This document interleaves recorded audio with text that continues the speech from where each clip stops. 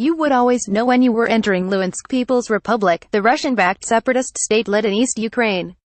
It was the point that the sunflower fields turned into an apocalyptic mass of metal. Rusting factories the size of planets, some working, some not, marked the entry point into a new, strange world. It was the frontier of wild and gruesome lands. Few journalists ever made it past 3.5 years into the conflict. Luhansk's reputation as a wild outpost remains as true as ever. For the last 3 days, it has been embroiled in one of its most bizarre chapters.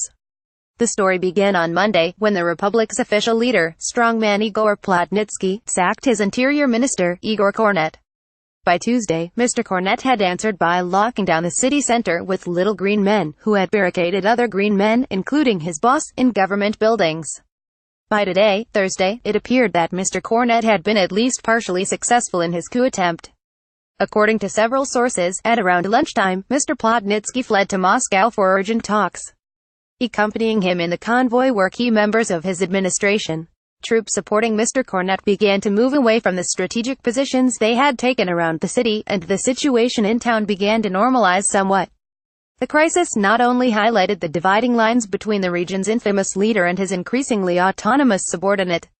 It also demonstrated inconsistencies in Moscow's approach to the separatist enclave. According to several of the independent sources, Mr. Kornet had enjoyed the support of part of Russia's security services, while the Kremlin, at least officially, supported Mr. Plotnitsky.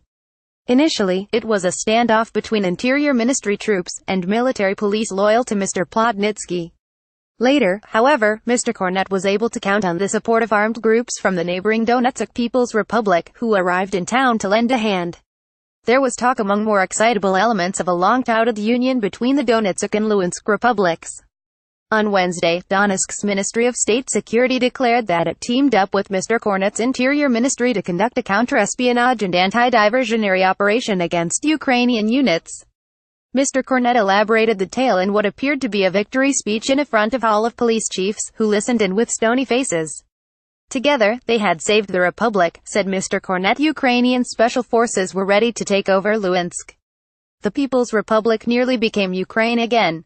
Mr. Kornet's press service said that work was ongoing to document the crimes of those supposedly arrested in the course of the murky operation.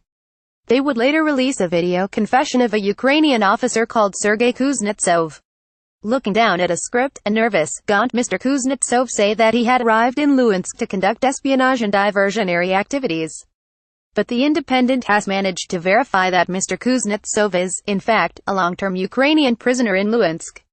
He was used in a similar video in March, when he admitted to being part of another plot to kill the Russian separatist commander Igor Bezler.